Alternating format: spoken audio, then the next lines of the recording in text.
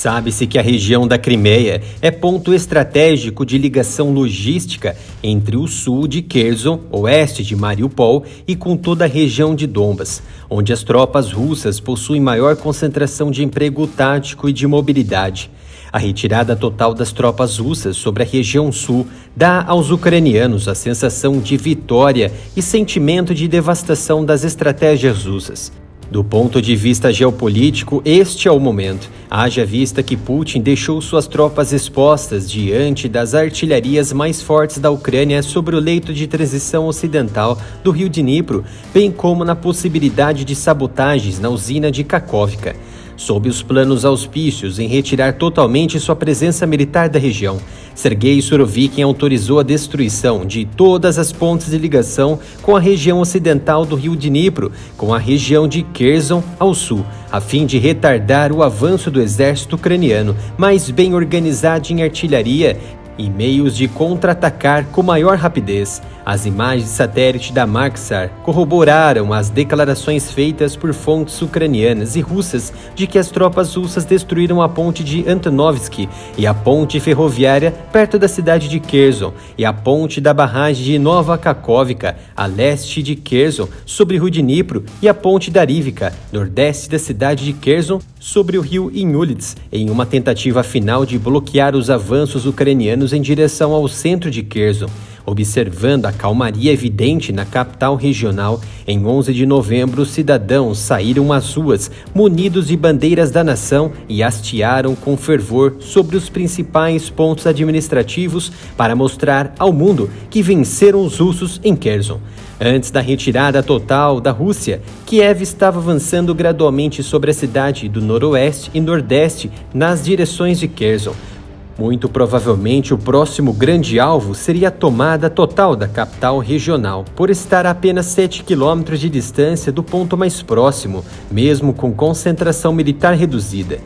Mas será mesmo que os russos foram derrotados ao retirar suas tropas, mesmo com o exército ucraniano não tendo lutado diretamente para conseguir este desfecho? No início do vídeo citamos a região de Kakhovka, correto? Exatamente este ponto poderá ser uma das estratégias russas. Na visão do Ocidente, do ponto de vista militar, essa derrota é particularmente significativa. Perder a margem direita do rio Dnipro significa que a Rússia também perde a cabeça de ponte necessária para avançar em direção a Mykolaiv e o porto de Odessa, dois lugares onde o resultado da guerra poderia ser decidido. Se a Ucrânia puder manter essas áreas estratégicas, há uma boa chance de que toda a campanha militar da Rússia possa finalmente fracassar, derrubando o regime de Putin com ela. Parece que Putin aprendeu com seus erros anteriores. Foi divulgado recentemente pelo jornal americano The New York Times que o presidente russo teria proibido seus generais de entregar a região de Kherson. Sua mudança de postura mostra que ele soube refletir a respeito e acolher melhor as estratégias de seus militares mais experientes, como Sergei Surovikin, um combatente que atuou por muito tempo na Síria, mas tal medida é muito perigosa em termos de seus planos futuros. Do ponto de vista russo, faz sentido desistir da cabeça de ponte na margem direita, que é difícil de defender e reabastecer. Especialistas militares ocidentais não acreditavam que Putin cederia com base nas informações secretas interceptadas e posteriormente divulgadas pelo jornal americano, mas erraram. Putin cedeu com o propósito de melhorar sua logística na Crimeia, ao mesmo tempo em que aguarda sua mobilização de reservistas e prepara um contra-ataque com a ajuda da própria natureza, uma enchente provocada no rio Dnipro. A retirada de Kherson foi humilhante para Putin na visão do Ocidente, mas o fato dele concordar com isso mostra que ele não pode mais se envolver pessoalmente no planejamento da guerra como antes de uma série de derrotas.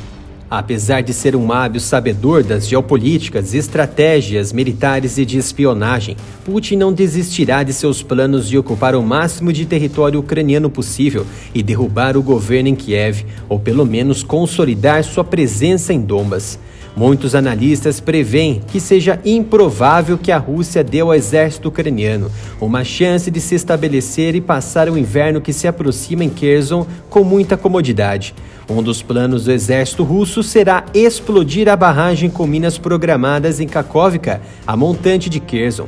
Isso seria catastrófico para os habitantes da região e impediria o avanço do exército da Ucrânia, afundando Kherson e todos os militares atraídos pela luz da esperança. Mesmo que isso não ocorra com Minas, a Rússia pode disparar facilmente com mísseis de cruzeiro em posições de Zaporísia ou do Mar Negro. Caso isso ocorra, a cidade corre o risco de se transformar em ruínas, como Mariupol. Durante o inverno, Kherson poderia experimentar batalhas estáticas com pouco movimento para a frente de batalha. Em parte, isso já foi feito. Na noite de ontem, 11 de novembro, parte da barragem de Kakhovka foi destruída por uma enorme explosão. Não se sabe ao certo quem e com que explodiu e os efeitos disso. Imagens mostram um ataque maciço de artilharia ucraniana contra as tropas russas que estavam deixando a região. Muitas unidades foram atingidas pelo fogo pesado. Mesmo após a retirada total de Kherson, todas as pontes de acesso foram destruídas pelos russos e assim a Rússia mantém o controle da importante bifurcação logística ferroviária e rodoviária que liga a Crimeia com Kherson e Zaporísia. Espera-se que os combates se intensifiquem no Donbas. É concebível que a Rússia reforce suas tropas com aquelas que estão sendo retiradas de Kherson. Essa manobra se repetirá como na capital Kiev, após as tropas russas se reagruparem posteriormente ao ataque de distração. Isso auxiliou a capturar as cidades de Severodonetsk e Lysychansk. A experiência ensinou a Ucrânia a não comemorar prematuramente, pelo menos o governo de Kiev, já que há um longo caminho para derrotar a Rússia, principalmente abaixo de Kherson. O canal precisa do seu apoio para manter o trabalho diário. A grande maioria dos vídeos teve a monetização bloqueada pelo YouTube pelos temas sensíveis. Então peça sua contribuição com qualquer valor diretamente para a nossa chave Pix, canal@areamilitaroff@gmail.com. Mais informações sobre o conflito nos próximos vídeos em nosso site www.areamilitaroff.com. Peço a sua colaboração também se inscrevendo no canal e ativando o sino de notificação e seguir o canal no Twitter e no Instagram pela @areamilitaroff.